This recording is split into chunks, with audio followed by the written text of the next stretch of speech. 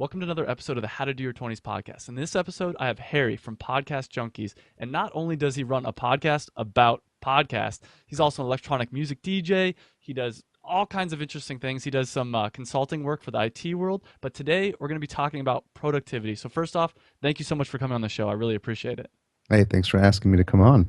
Absolutely. So let's jump right into productivity. And this is obviously a really big topic, but I guess where to start? What are some general tips you'd have for the audience out there who's looking to become more productive? What's a good starting point, I guess? It's a obviously it's a huge question when you think about all the different ways you can be productive, and part of it is my nature because I'm generally OCD by nature, and I think that's what lends itself to always being very organized. And that's not to say that everything in my life has always been organized, but I'm a huge fan of systems. I'm a huge fan of documentation. So whenever I see things that fall into that category, I tend to gravitate towards that. And what you find when you start this journey online, and I found it myself because I was started with. I've always been a DJ, which you touched upon, which led to my passion for wanting to create a mobile app. And I figured if I was going to do something around a mobile app, let me pick something that at least I'm passionate about, so I don't get burned out. And you always want to work on things that you enjoy doing and that you yourself would be the number one customer for, right? So that way you can ride it through the ups and downs. So I did that, and that we'll talk about, probably touch on this later, and that's what led to my podcasting when I went to New Media Expo. But what you find at that time was I jumped on board with podcasts, listening to how to create a mobile app. So I said, there's other people that are doing this, so let me find out how they're doing it better. And you can't read all the books you need to about how to learn a specific topic. And I wanted to take something that I knew little about, which is mobile apps, and say, oh, other people are doing this. Because for me, podcasts in the past were just music. And so when I heard of podcasts, I thought of music. But then I realized there was this whole other world of people actually speaking on podcasts. And for me, they've been fascinating because from a productivity standpoint, podcasts are unique because you can do them anywhere. So when I'm walking my dog, when I'm helping out with washing dishes, or I'm going for a walk or a hike, or I'm going running, I almost always have a podcast playing. And another hack that I've done recently is actually speed up the podcast. So I don't know if you noticed in iTunes, you can play your podcasts at 1.5 speed and at 2x. So most of the time, and this drives my wife a bit crazy, but I play my podcast at 2x because I want to download the information as fast as possible. I like to make the analogy to Neo in the Matrix when he gets plugged in to the data, and he's like, "Do you know how to fly that helicopter?" And he's like, "No." He's like, "Oh, wait a minute." He gets a download. He's like, "Okay, now I do." And so I feel like podcasts for me are a fantastic way to get a lot of information from people that have been successful in what they do. And you can learn about a lot of different subjects with podcasts. So that's one way to be productive.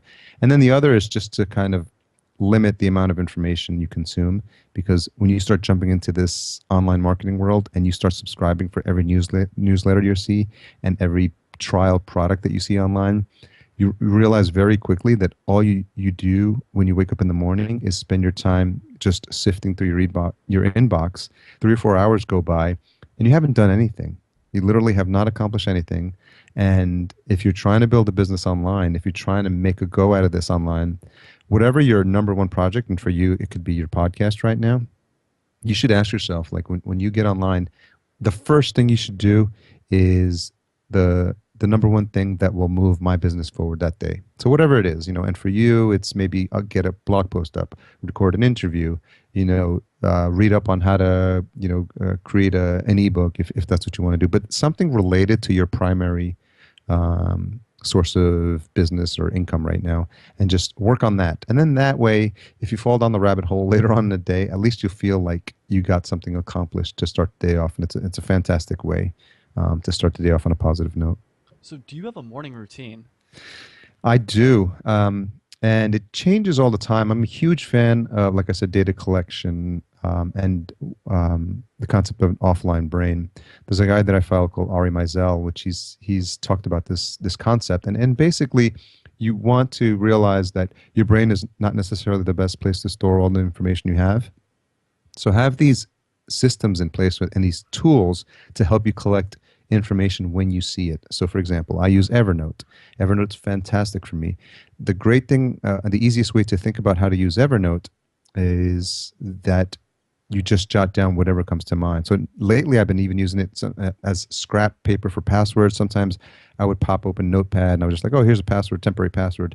And now I just literally use Evernote for everything. So for all my podcast notes, for my when I have interviews with my guests and I want to take some pre-notes or something that I know I want to ask, I put that in Evernote. Anything that's related, you can set up a lot of different systems online. So I even have it connected to some of my bill pay systems and credit card accounts. It automatically pulls that information. You can use other systems like ifttt.com, which is like a recipe connector. Some of your listeners might be familiar with that, but it connects services together, which is fantastic. But have that offline brain so that when an idea pops into your head, you're never at a loss for where you're going to write it down. And Evernote's on your Mac, it's on your PC, it's on your mobile phone, Android, Windows. So there's no excuse to never have it available. And you can jot down when an idea comes to mind because you never know what is going to, this could be everything from books to read, podcasts you want to listen to. The key is not to filter it; just write it down because later on you can figure out how you want to categorize it. I even have a waterproof notepad in my shower. It's called Aqua Notes, and it's you can literally write down a note if it comes to you because you'd be surprised how many times I know this has happened. You're in the shower and you think of something and you're just like, "Whoa, what was that idea?" So Aqua Notes is great for that. And another tool that I use is Pocket, getpocket.com. Pocket is an aggregator of articles. So whenever I see an article, it's already in my Chrome browser, this little button, and I just click it. It says Pocket, and I pocket articles. And then I don't have to worry about like reading it because, people send you an article and sometimes they kind of derail your day because they send you an article, you go to the web to read it or you go to Facebook to look at it. And before you know it, like 2 hours have gone by and you're like, what the hell? Like, how did I end up here? So something like Pocket lets you say, this is a cool article. I want to read it. But what you want to make sure is you do things on your own schedule, not on other people's schedule. And it's been said that an inbox is a collection of other people's agendas, not yours. So you want to actually spend as little time in there as possible and make your time in there as effective as possible. There's a couple other tips we can go through about how to do that, but at a high level, let's just take control of it and have systems for jotting down important stuff to look at, not necessarily at that time, but later.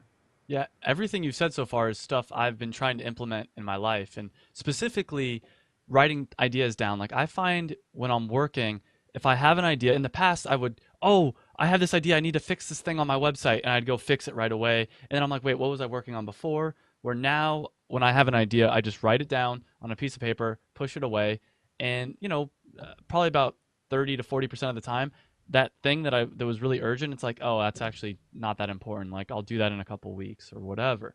But just the general of not breaking the flow of whatever task I'm in has increased my productivity an insane amount.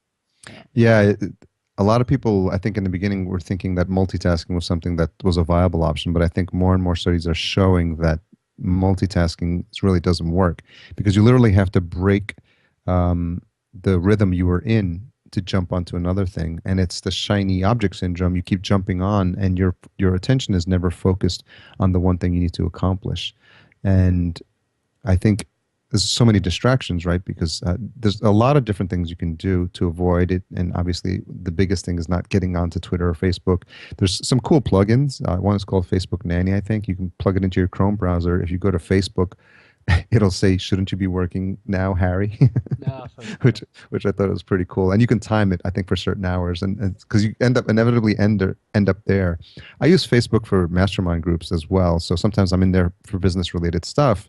But I think what that plugin does is hides the newsfeed, which is probably the most distracting thing. So you can go into your groups and things like that. yeah. And the other thing that I've found very useful recently is to turn off all my notifications on my iPhone. Literally, like whether it's a sound, a vibration, or a beep, or a ping, or a ding, whatever it is, you'd be surprised.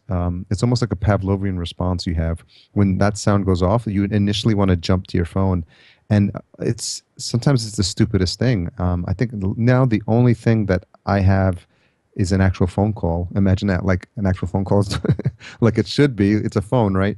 Um, and don't let it get the best of you.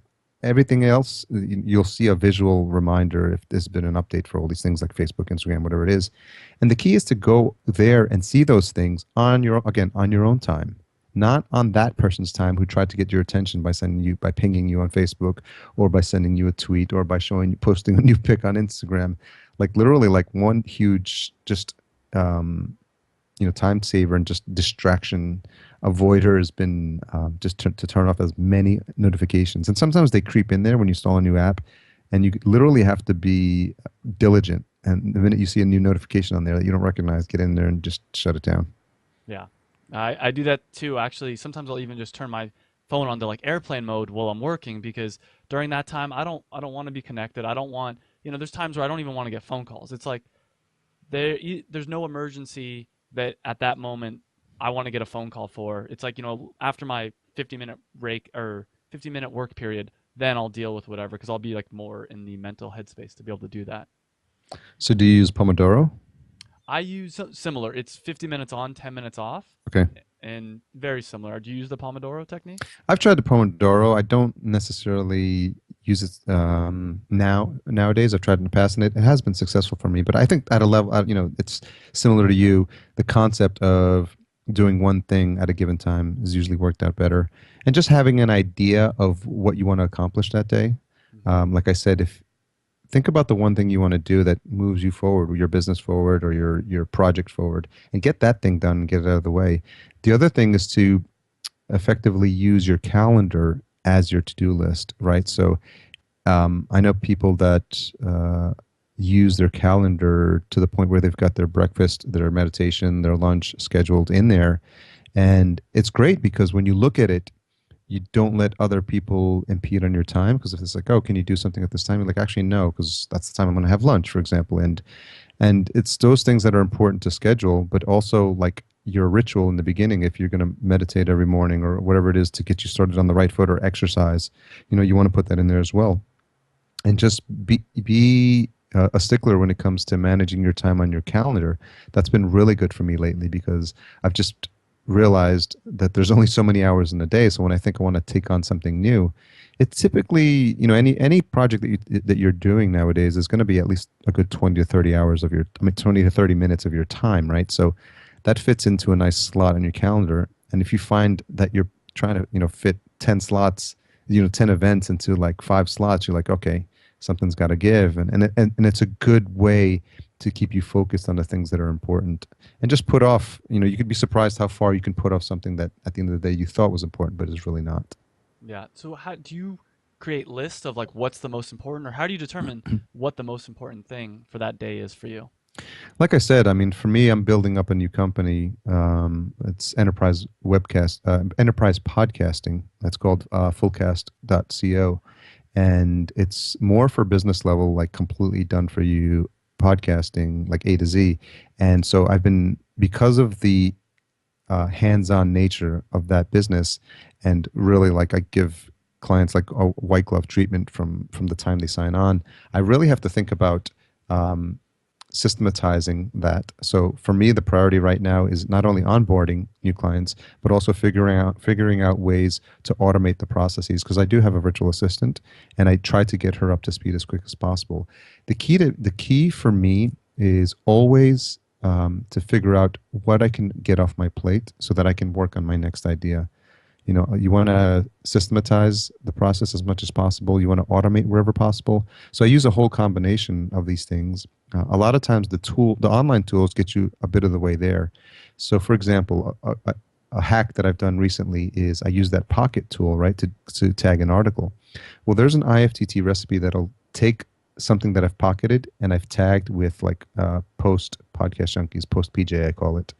It'll take that article. It'll create a line entry in Google Sheets. My virtual assistant will then see that line entry in Google Sheets, and so she'll create a Twitter post about that article that I favorited. So that's sort of my part of my social media strategy for Podcast Junkies. I get that posted, and she does that automatically. All I have to do from my end is literally click on the Pocket icon in Chrome, and all this stuff happens in the back end. And what she does now, she has a whole procedure that says when Harry posts a new line entry in that Google Sheet, I'm gonna look through the article. I'm gonna tag the Twitter handle of the author, tag the Twitter handle of the paper, maybe it's CNN.com or something like that, and then make it as interactive as possible. So when I post the feed, it's not just like, hey, read this article, and there's a link. Hey, read this article by Joe Smith on at CNN. So it's really viral, so to speak. And I can't tell you how many times I've had authors like retweet that simply because I've taken the time to look up their Twitter handle and mention them on the site. So that's one of those things that if you think about how much work is involved to do that, you'd be like, I don't want to do that for every single post I want to do. But for me, since I've built in these processes, I literally just go to Pocket and I click it, and then I know that the rest happens. And it's a great feeling when I look at my Twitter feed and I see an article I tagged yesterday just magically show up. But it's because I took the time, and I think a lot of people get overwhelmed when they think about systematizing and virtual assistants. They're just like, I don't know how to make the best use out of it. And that's sort of like where the OCD tendencies come in, because if you document anything that even takes you, that you tend to repeat even 2 or 3 times, there's a good likelihood you're going to repeat it 4, 5, 6, 10 times, right?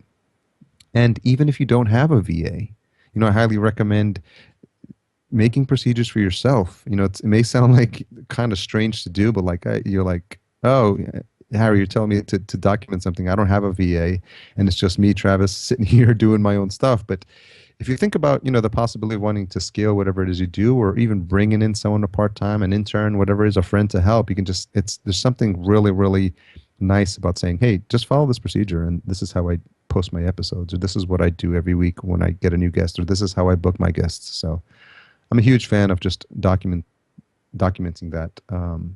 I don't know if that answered your question, but I'm just that sort of like clears your mind up and it lets you work on something that's more productive. I want to work on what my coach calls my genius, and it's an interesting concept. His name is Taki Moore, and he's like a high level coach, and it was an interesting concept that there's the things that you're incompetent at, the things you're competent at, the things you're excellent at, and then your genius. So obviously, the first two you want to get off your plate as soon as possible. First things you're incompetent at, you probably shouldn't even be doing, and things you're competent at, you probably want to get someone else to do it. It's the things that you're excellent at where you realize I'm really good at this. I'm really good at like web design, but I'm not going to be a web designer. I know CSS, I know HTML, but I can't tell you how many days years ago I would spend like tweaking like a CSS code or an HTML just to get some image to align on the center of a page, and it would just like drive me crazy. Now I look back and I'm like, wow, but you live and learn. And so those things too is like are the things where you're pretty good at the things, but you'll never master that technique. And so eventually you want to get to a point where you either outsource or automate that stuff as well. And you want to focus on your genius. And your genius is literally the combination of, what makes Travis Travis, right? It's, like a certain number of skills. You were born in a certain, state or time and place, of course. And you had a certain experience with your parents, with your friends. So when you think about this unique combination, they make up who you are, and that's your intellectual property, right? So there's certain things that only you could do. Like even if you took someone with your skill set and they started a podcast the same way you did, and they tried to do things you did because of your personality, because they were raised differently, because they had a different upbringing, because they took different subjects in high school and college, they won't have your unique skill set. It's almost like a DNA, right? It's really what makes you special. So when you figure out that mix of what you can offer to people, that's your unique intellectual property, that's when you have like an aha moment. You're like, that's what I should be focusing on. And it comes with time and trying a lot of things. I mean, I've tried the mobile app. I'm happy with the podcast. I've tried conferences. I've dabbled in like an ebook, and now I'm building this enterprise level podcasting service, which for me is like resonates with me like 1,000%, because I really love the hands-on approach and in doing something that I feel confident that I could do with my sleep. So everyone's going to have those unique combination of things that make up their IP and will allow them to focus on their genius. So I think work towards that goal and just get this other stuff. Find out ways to like automate or eventually, outsource some of the things that you do on a regular basis, because I think it'll clear up your mind and it'll give you much more focus going forward. And what did you say that your genius is? Like if you had to condense it down? I'm really good at educating and teaching people on how to do technically challenging things. So I'm really comfortable online. I'm really comfortable. Like, I learned everything I needed to learn about podcasting with my own podcast. And so part of what I do for this new company is you'd be surprised how you take for granted sometimes that people know how to do things like set up Ecamm call recorder so you can record both sides of a conversation, or how to split a channel, how to split two sides of a conversation, and how to edit a podcast. So my skills as you think about it, my skills as a DJ helped because at the time I was also doing electronic music production. So I used Ableton Live and I started making tracks. And so I was making electronic music tracks, and I learned how to mix the kick, the bass line, the rhythm all together. I took classes for that. I took mastering classes because I thought I was going to start producing electronic music. But it's funny because sometimes you learn stuff and you don't apply it in the way you thought you would. So fast forward to podcasting, and I said, well, I've edited music and I've produced music tracks. I can edit vocals for a podcast, no problem. So I pulled up Ableton Live and I started creating my own templates. And before you knew it, I had a lot of fun doing it too. And I've had some episodes where I got really creative and I was just sampling in voices from other shows and music and stuff like that. The episode with Dave Jackson from the School of Podcasting. I'll look up the episode and you can put it in the show notes. But that was he mentioned, it was a fun interview because Dave was talking about Jerry Seinfeld. So I found a Jerry Seinfeld clip and I edited it into the show. And then he mentioned this song that he liked and I put the song in there. And then he referenced another episode. So it was a lot of fun. But think about it, Travis, like I wouldn't have been able to do that. I wouldn't have had the confidence to do that if I hadn't had this skills learning how to produce music, yeah, as a DJ and as a producer. So it's led to like my genius because I'm comfortable with a whole bunch of things that happen to be good when you're teaching people how to podcast, right? You need to be good at editing, online marketing. I've learned a lot about how to create, an effective email funnel. So you've got an effective lead magnet. People sign up for your email, they grab your PDF, and then automatically like a 5-part sequence kicks off. So if the listeners go to Podcast Junkies and they sign up for the email, they'll see it's actually 6-part email that's automatically generated. I use MailChimp, and then you'll get your welcome email, and then there's this nice script that says, okay, here's what's going to happen. I just signed up, by the way, Yeah. so I'm gonna see all this in action. It's funny because I learned that, right? And I'm fascinated. Like I pay close attention, and I'm a student of things that I realize will be important for me in my businesses. But there are also things that I realize that if I learn this well enough, someone will eventually pay me for this. And that's Yeah. what's happened, right? So now I've gotten paid to do email funnels for people. I've given people guidance on how to create an effective magnet. I've even given people guidance on how to create a good Facebook ad because I've done all these things and I've paid people to do this for me in the past. And so whenever there's an opportunity for you to pay someone to do something for you, or you have to just literally learn it yourself, those are both opportunities for you to figure out how you can take those lessons and repackage them into an offering for yourself down the road. Mhm. And that's the reason I repurposed my podcast interviews into that ebook that I mentioned. I just wanted to learn how to do it, and I wanted to see if I can do it. And I actually outsourced some of the writing through Elance because they helped sort of edit the content for me. And so again, as a fan of finding someone who can do something for you, that I think I spent $500 on that. That was money very well spent because they collated like 25 transcripts of 25 episodes and helped me, work with me to get an idea around what the concept would be. And it's called Around the Podcast Campfire. Did you So ever see? Sorry to derail you. no, Did no you ever see worries. the Steve Jobs speech that he gave at Stanford?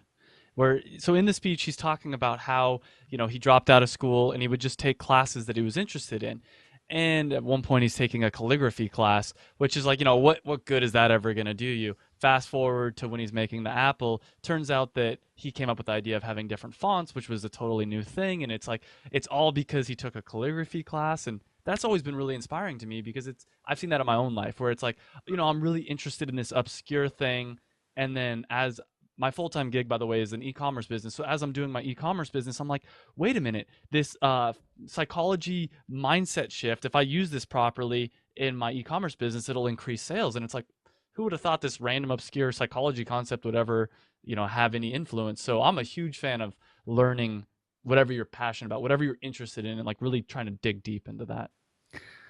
I couldn't agree more. I'm actually staring at. I have a picture on my wall of Da Vinci's Vitruvius Man, which is Okay. the guy who's he's like got his arms out and he's got the circle and the square, and it's a reminder for me of. I probably don't have all his skills handy, but I just knew that he learned a lot of he would learn a lot of things not related to painting. I think he took music, maybe brick making or masonry or something like that. And Benjamin Franklin was the same way too. I think it's just I'm a huge proponent of jack of all trades. The joke used to be jack of all trades, master of none. But I think for me, jack of all trades gives you just context. And like you said, you take a calligraphy class and it learns and it gives you an insight on how to create better fonts in a computer system that you never knew existed 20 years prior. So I think don't sell yourself short.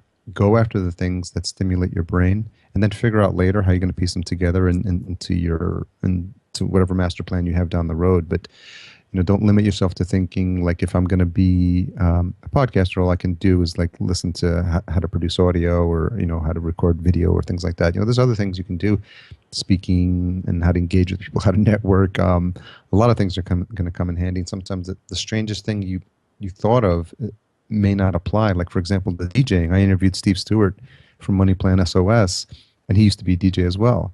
And I saw on his wall. I mean, I don't know if you can see behind me. I've got vinyl there. Oh yeah. On my shelf. So I'm a huge old school DJ, and he was as well. And literally for the first half hour, we're talking about vinyl records. And do you remember this track? And do you remember this track? And I was like, yeah, yeah, yeah. And so that episode is funny too because I actually found the tracks online and I edited them into the show. So you hear some old obscure house tracks in there, which is a blast for me because I was like having so much fun as a DJ being able to play some music into my new hobby, podcasting. So everything will come into play. And I think just, have a wide variety of interests and just be passionate about them. Yeah, I totally agree. And I kind of want to circle back around. We've talked about systemization and documentation a lot.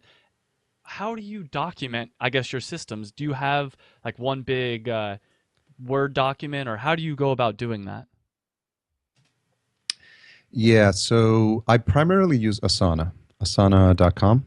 And for me, that's great because it's how my VA gets her task assignments.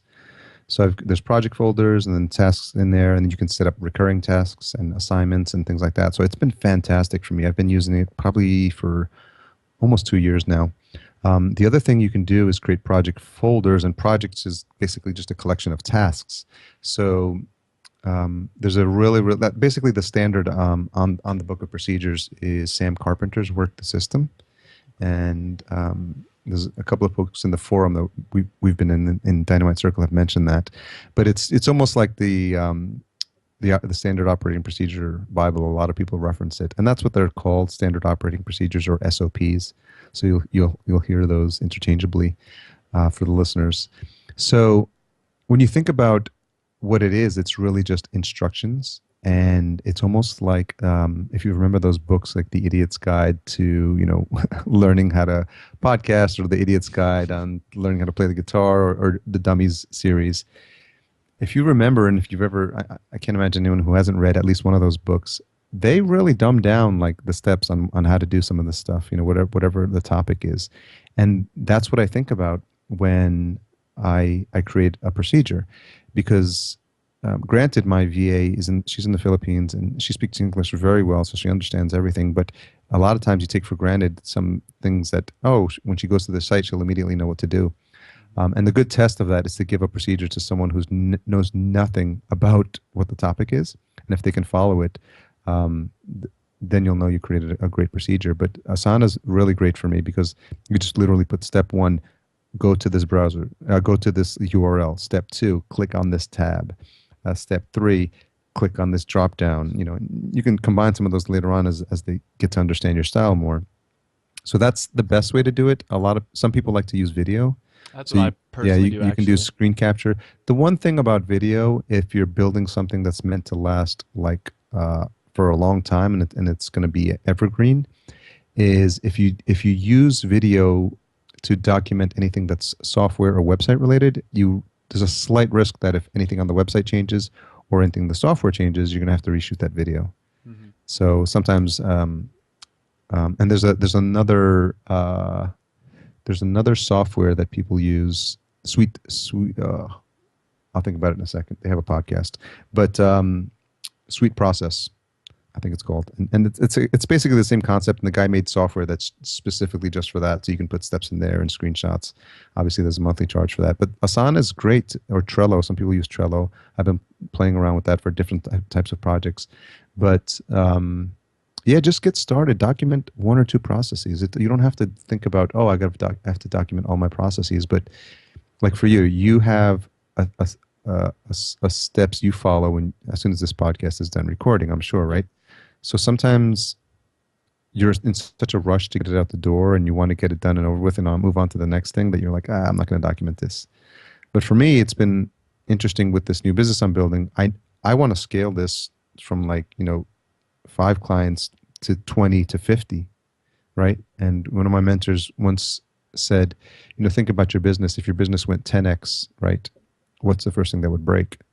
And you want to think about that. And a lot of times you'll realize it's your procedures aren't solid enough to where you can just add more people. Because if they're clear enough, you could take a new VA off the street, show them a son, and they could be up and running and have it get it 70% of the way right. Yeah. What about for your own personal like procedures? Do you also record those in Asana? What do you mean by personal So, for procedures? instance, so I have a VA as well. So there's Yeah. certain tasks that my VA does, and there's certain things that I do that are repetitive. For instance, I do all the getting the audio ready for posting to iTunes and all that kind of stuff. I take care of all that stuff. So one thing I could potentially do is write out the procedures on how to get it ready. And I've Hmm. done that kind of stuff in the past because one of the things is I find if I don't write out procedures, I skip a step sometimes. Yeah. It's like, oh, I forgot to add the outro. Like I got to go back and redo it or whatever stupid thing like that. So Yeah. do you record your own personal procedures as well in Asana, or how do you do that? It's somewhat related to that, and there's another book. It's sort of like the Bible for this sort of stuff. It's called Checklist Manifesto. I haven't read it, but in essence, a lot of these books they have a like a core concept, and Sam Carpenter's work the system is no different. They have a core concept that could usually be covered in about 20 or 30 pages, Yeah. but then they have to like write a whole book about it and get. I'm sure their publishers are like 30-page books don't really sell, so I need to throw another 150 in there. And then they're just like case studies and just examples and examples and examples. But when you boil down the concept, it's like, okay, work the system means document your procedures. Checklist manifesto basically means make a checklist. So, like, when I have a podcast, okay, I have a list of things that I want to make sure are done. And sometimes it's basic stuff like you turn on the mic, make sure the gain is great on the preamp that I have. Make sure I've turned off Dropbox and any other file syncing services because they interfere with the overload on the internet connection. Try to turn off all the programs we have. Double check your connections in Skype. Just little things like that. So for personal stuff, I mainly use checklists because that's something really just for me to keep tabs on. I probably should create more than I have now because a lot of them I've done so many times that I pretty much know it. But when you get comfortable, that's when you realize you missed a step. Yeah, and something I'll add, for the most part, things that I can easily systematize, that's for my VA. Like things that are abstract are the things that I do. If I do something and I can create a system, why would I do it? Like why not just give it to someone who I'm paying a Yeah, lot less money than I think I'm worth, hopefully. yeah, yeah. The key is the interesting thing with a VA, and it's something folks realize when they first think about getting one or trying to do the math on it. You have to put a hourly rate on your own time. So, whatever it is, if you're doing podcasting full time or if you have a job now, whatever it is, if your rate is $50 an hour, $100 an hour, if you do the math and a VA can do something for you for $5 or $10 an hour, while you're just getting started, it may seem like a lot. Um, in the grand scheme of things, your time is worth, whatever it is. It's your time is $50 an hour, your time is $100 an hour. So you shouldn't do anything. And it's a hard concept for people to originally like wrap their head around when they're first getting started. But um, I like to live from a mindset of abundance. And so I think that I don't want to think about like scraping my last dollar, or being really stringent, because I'm a big believer in like universe and like flow. And so like if whatever you need more of, you have to give more of. So if you need more money, I think you have to not be crazy and just start raining money all over the place, but just be generous and give back into the economy. So if the and it's a worldwide economy. I know people like, oh, buy American or something like that, but I mean, I think for me it's a worldwide economy. So my money is literally like supporting the VA and her family, Hmm. and so that's a good thing, right? And you can do more of that. And when you have that mindset, you don't feel like you need to hold on to every last dollar that you have. Just get it out there. I think put it into circulation. And sometimes things take longer than you might think, and this flow needs to play itself out over months or maybe even years sometimes. But I'm a big believer that to not live from a place of scarcity, Hmm. because I think it really limits you. Because if it like everything you're doing, if you're just counting pennies and just like, oh, I have a dollar here, but I'm not going to spend this dollar on this less on this thing that'll help me move my business forward, or just 9.99. It's like, like, I don't want to do that. Um, if you firmly believe in what you're doing is for the good and it's for your own betterment, I think it's money well spent, and have to continuously invest money in yourself. I found that out firsthand. I mean, when I started signing up for like higher end coaching programs, it's because I wanted to be around people, at least 6 figure, 7 figure earners. Like when you're in a room with people like that, your Travis, your mind completely changes. Like your mindset. Like I never. Jason Gaynard, he runs mastermind talks, um, and he has a saying that says, "If you're the smartest person in the room, you're in the wrong room." So you always want to. You don't want to be the one just teaching everyone else how to do their stuff, right? Hmm. And you don't want to be at the bottom where you literally like know nothing and everyone's helping you out. So that there's a happy medium in there where there's and it goes for everything, right? Not just online businesses. If you're into running, if you're into the gym, if you're into CrossFit, like those people at the gym that are like operating at that crazy superhuman level, you're like, oh man, it gives you something to strive for. And it's the same thing online. Like find out what people who run 6 figure and 7 figure a year businesses, they think completely different. Let me tell you, man. I met. I was in one teaching session with a 2 day intensive, and this guy, he runs an event for like millionaires, and he sells $100,000 ticket, and he sold 11 of them for his event, and he's getting them in a helicopter and he's flying them out. I was just like blown away. Like you don't hear about this stuff on like online Facebook groups Yeah. and like these chat rooms. Like so, what I'm saying is like not everyone has the opportunity to do that, but find out where these people like hang out, or find out where that next level is. If if you are just struggling to get a business that you wanted to start making $1,000 a month, find out where those people hang out. And I know, and a great step that you've taken is join Dynamite Circle, and you're having conversations with these people. And then eventually, if you want to be where the $2,000 a month, the $5,000 a month, you want to keep graduating to that level where they ask different questions at each level, right? They think about things differently at each level. Someone who's making $10,000 a month, has got their VAs down. They're not being sucked into every single newsletter, sign up that's possible. But someone who's just getting started, they're just like, they're being overwhelmed with information. So they're just jumping on every shiny object and they're trying to figure out, is this the one? Is this the one? And I was guilty of that in the beginning as well. But I think as you mature in your process, and the faster you do it, the faster you move up, in my opinion. Um, just focus on the things and focus on the people. Surround yourself with the people that'll move you forward. The Jim Rome quote of you being the average of the 5 people you most associate yourself with is huge, huge, powerful stuff. And I've had it happen to me personally where I don't like scratch these people completely out of my life, but I find I don't have anything in common with them because I'm trying to build a business and I'm associating myself and surrounding myself with other successful business people. And it's fascinating when you're with them, and that success really drives you forward. Wow. Okay, so there's been a lot of information on this episode's been great. A lot of takeaways. I guess before we end, any last advice for specifically the 20 somethings out there that are looking to improve their productivity? Like, how can they, any other last tips, I guess? Yeah, I mean, if I think about it, it's interesting. Tim Ferriss has a podcast when he asks, one of his questions is, what would your current self say to like your 18-year-old self or something like that? So it's Yep. funny because I kind of think that that's the type of question you're asking now. If I think about myself in my 20s, and I had an entrepreneurial bug when I was 20s, but it was mostly like, I try to start a promotion company with my friend, and the online hasn't taken off as it has now. So in a ways there's more opportunities, but there's also more distractions.